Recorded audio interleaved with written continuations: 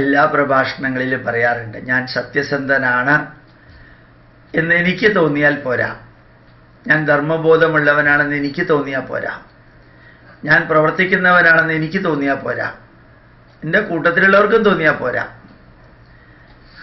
ഞാൻ കുറേയധികം നേട്ടങ്ങൾ ഉണ്ടാക്കി എന്ന് എനിക്കും എൻ്റെ കൂട്ടത്തിലുള്ളവർക്കും തോന്നിയാൽ പോരാ, എൻ്റെ എതിർചേരിയിൽ നിൽക്കുന്നവർക്കും തോന്നണം, ഇനി ന്യൂട്രലായിട്ട് നിൽക്കുന്നവർക്കും തോന്നണം. ഞാൻ എന്ന വ്യക്തി മൂന്നായിട്ട് തിരിക്കുകയാണ്. ഒന്ന് ഞാനും എൻ്റെ കൂടെയുള്ളവരും, അതൊന്ന്. പിന്നെ ഞാനില്ലാതെ എൻ്റെ കൂട്ടത്തിലുള്ളവരില്ലാതെ എന്നെ എതിർക്കുന്നവർ, അല്ലെങ്കിൽ എൻ്റെ കൂട്ടത്തിലുള്ളവരെ എതിർക്കുന്നവർ, അത് രണ്ടാമത്തെ വിഭാഗം. ഇനി മൂന്നാമത്തെ ഒരു വിഭാഗമുണ്ട്, അനുകൂലിക്കുന്നവരുമല്ല എതിർക്കുന്നവരുമല്ല, ന്യൂട്രലായിട്ട് നിൽക്കുന്ന വലിയൊരു വിഭാഗം. അത് വലിയൊരു വിഭാഗമാണ്.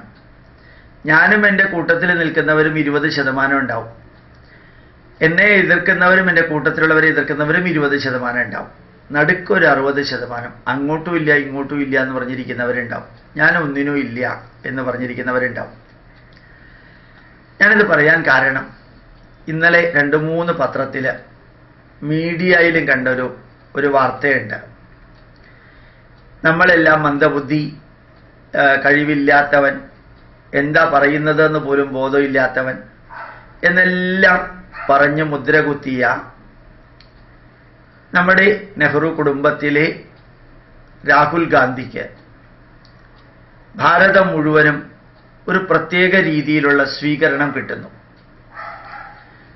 അദ്ദേഹത്തിൻ്റെ വാക്കുകൾക്ക് തെറ്റുകൾ ധാരാളം ഉണ്ടെങ്കിലും അതിൽ ചിലപ്പോൾ ബാലിശമായിട്ടുള്ള കമൻറ്റുകൾ ഉണ്ടെങ്കിലും കുറേയധികം ആക്സെപ്റ്റൻസ് കിട്ടുന്നു. അതൊരു വശം. മറ്റ് വലിയൊരു വശം, അദ്ദേഹത്തിൻ്റെ കൂട്ടത്തിലെ ചന്ദ്രബാബു നായിഡുവിനെ പോലെയുള്ളവരും DMKയെ പോലെയുള്ളവരും പിന്നെ പല വിഭാഗത്തിലെ മമതാ ബാനർജിയെ പോലെയുള്ളവരും എല്ലാവരും ഒരുമിച്ച് ചേരാൻ തുടങ്ങിയിരിക്കുന്നു. അപ്പോൾ ഒരു വലിയ ഒന്ന് ഒരു സ്ഥലത്തുണ്ടെങ്കിലും ചെറിയ ഒന്നുകളെല്ലാം കൂടി ചേർന്ന് അത് വലിയ ഒന്നിനേക്കാൾ വലിയൊരു സംഖ്യയായി എന്ന് വിചാരിക്കുക. അപ്പം ഞാൻ ഈ രാഷ്ട്രത്തിന് വേണ്ടി ഇത്രയൊക്കെ പ്രവർത്തിച്ചു, 24 മണിക്കൂറിൽ 18 മണിക്കൂറും പ്രവർത്തിച്ചു, ഒരു ദിവസം പോലും റെസ്റ്റ് എടുത്തിട്ടില്ല, ഗവൺമെൻറ്റിൽ നിന്ന് മെഡിക്കൽ ക്ലെയിമോ ഭക്ഷണമോ ചെയ്തിട്ടില്ല, വീട്ടുകാർ പണ്ടത്തെ അതേ അവസ്ഥയിലാണ്, സഹോദരന്മാർ ചായക്കട നടത്തുന്നു അല്ലെങ്കിൽ ഓട്ടോറിക്ഷ ഓടിക്കുന്നു. ഇതെല്ലാം ഇപ്പം എല്ലാവർക്കും അറിയാവുന്നതാണ്, അതിലൊന്നും വലിയ കാര്യമില്ല എന്ന് വരെ ഓരോരുത്തർക്കും തോന്നി തുടങ്ങിയിട്ടുണ്ട്.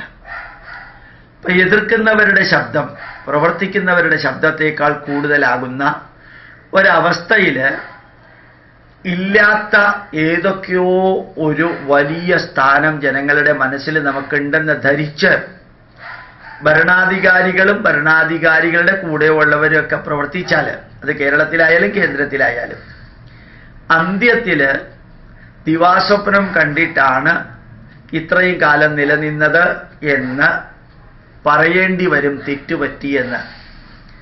ഇനി വിരലിലുണ്ടാവുന്ന മാസങ്ങളെ മുമ്പിലുള്ളൂ. മാത്രമല്ല 5 സ്റ്റേറ്റുകളിൽ ഇലക്ഷൻ നടക്കാൻ പോകുമ്പോൾ സർവേ പ്രകാരം ഏതാണ്ട് 4ലും അസാധാരണമായിട്ടുള്ള ക്ഷതത്തോടുകൂടിയായിരിക്കും കേന്ദ്രം ഭരിക്കുന്നവർ ഇലക്ഷനെ അഭിമുഖീകരിക്കേണ്ടത് എന്ന സർവേയും ഉണ്ട്. ഗ്യാസ് അടുപ്പ് കൊടുത്തു, ഫ്രീ ആയിട്ട് എല്ലാവർക്കും റേഷൻ കൊടുത്തു, മെഡിക്കൽ ഇത് കൊടുത്തു. 59 മിനിറ്റിൽ 1 കോടി രൂപ വരെ കിട്ടുന്നത്, അത് കേൾക്കുമ്പോൾ തന്നെ ഒരു പുച്ഛമാണ് തോന്നുന്നത്. സത്യത്തിൽ 59 മിനിറ്റ് എന്നൊരു നമ്പർ എങ്ങനെയാണാവോ കിട്ടിയത്? പബ്ലിസിറ്റിക്ക് വേണ്ടി കുറേ ചീപ്പ് വാക്കുകളൊക്കെ ഉപയോഗിച്ച് മുമ്പോട്ട് പോകുമ്പോൾ ചിലപ്പോൾ തകർന്നടിഞ്ഞു പോകുന്നത് കാലിൻ്റെ ചുവട്ടിലെ മണ്ണും പാറക്കഷ്ണങ്ങളും ആയിരിക്കും കേരളത്തിലെ ചിലരുടെ കാര്യത്തിൽ സംഭവിക്കുന്ന പോലെ. ഈ 59 മിനിറ്റിൽ 1 കോടി രൂപ വരെ കൊടുക്കുന്നതിൽ 2 പോയിന്റാണ് ഉള്ളത്. അതിലേക്ക് കൂടുതൽ കടക്കാനല്ല. ഈ 59 മിനിറ്റ് 60 മിനിറ്റ് ആവില്ലേ? 61 മിനിറ്റ് ആവില്ലേ? അവിടെ വന്നിട്ട് എന്തെങ്കിലും ബ്രേക്ക് ഉണ്ടോ? ഷട്ടർ തുറക്കുമോ 59ാമത്തെ മിനിറ്റ്?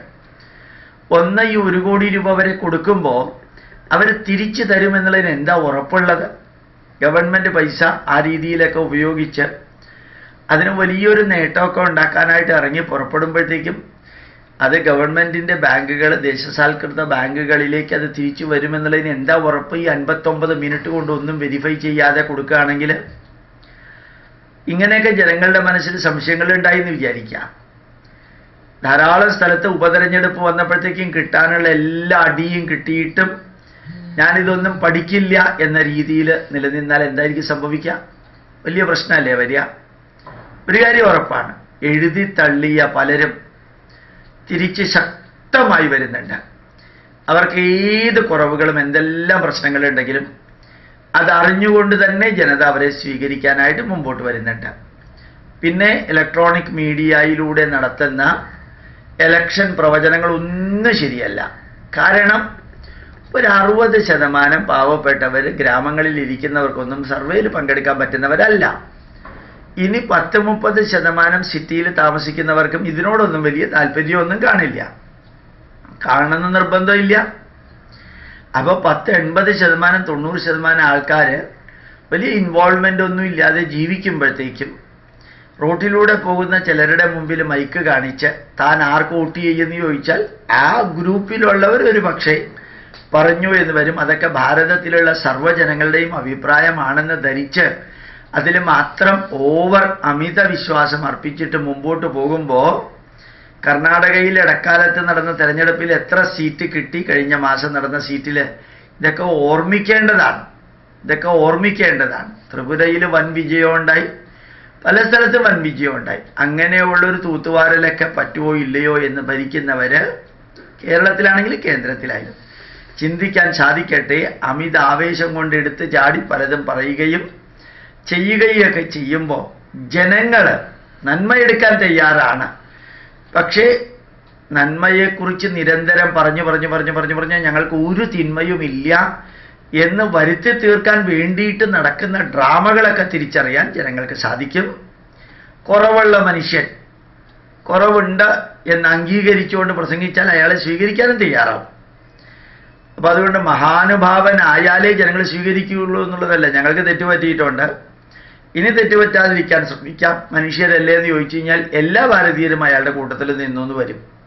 അതുകൂടി ചിന്തിക്കാൻ സാധിക്കട്ടെ. പ്രണാമം.